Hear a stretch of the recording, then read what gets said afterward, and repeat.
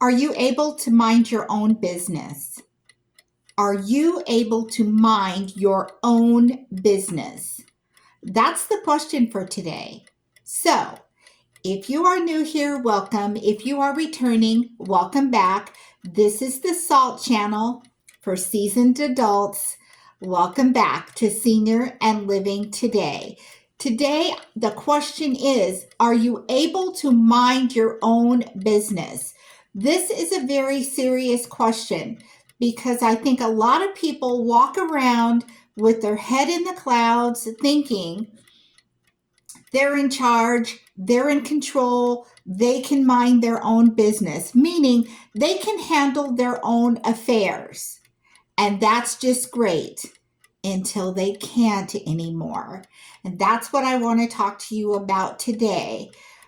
I have looked up the statistics, and the statistics show that 1 in 2 people that are age 30 will become disabled for 3 months before they turn 65 years of age. So those are the statistics from the Social Security Administration. So if you are disabled and your mind is working and your voice is working, that's great. But what happens if you are disabled and your voice is not working? Who speaks for you? Are you prepared for that? Or are you walking around with your head in the cloud thinking, I'm healthy, things are great, nothing's ever going to happen to me, I'm in control of my own destiny? Is that what you're doing? This came to mind to talk to you about it today.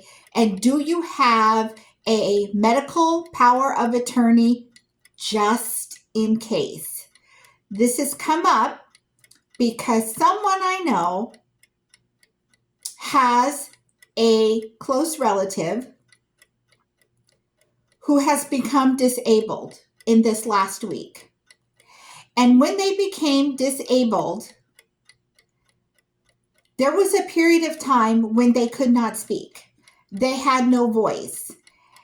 And their family stepped in, and the family was not letting them see people they wanted to see at the hospital, was not letting people that they were close to and in a relationship with have a voice. Even though the family knew this, the family thought, well, because he or she can't speak, we're in control. The doctors and nurses are talking to us because he or she can't speak. Is that how you want things to go for you? Or do you want to remain in control? If you want to remain in control, you're going to have to be a grown-up and take those steps to get that medical power of attorney. That keeps you in control. So you can tell that person that you are appointing, I want so-and-so to be able to come and see me.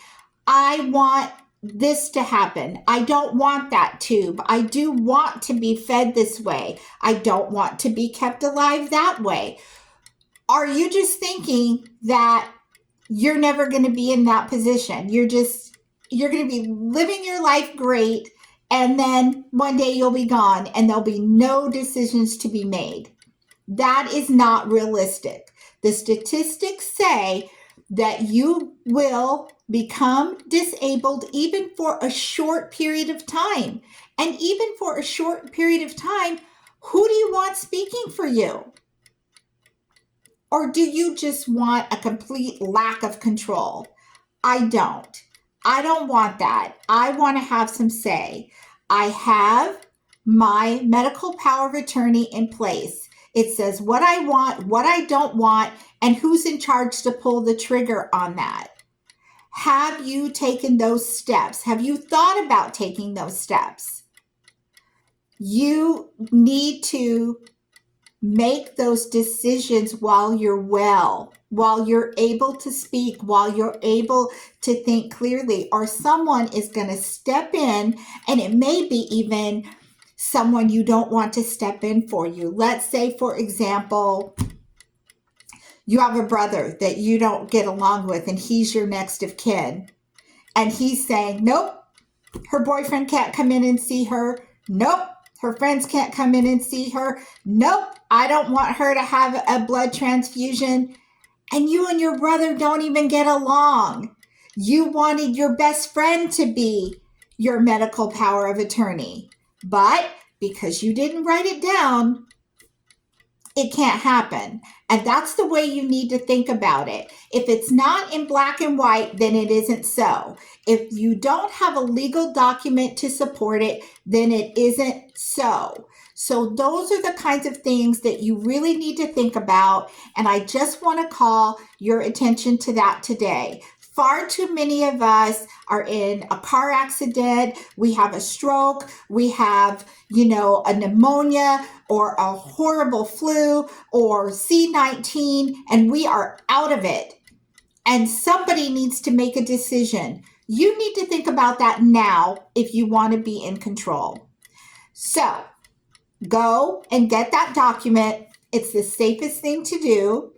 And also, any other wishes that you have, make sure that you note them in the Living Legacy Planner. This planner, you should give it as a gift to someone. It is under $25. It is a place for them to put things that they want. The Living Legacy Planner is available now, and there is a space in there where you write, where is your medical power of attorney? Who is your medical power of attorney? And who is your attorney?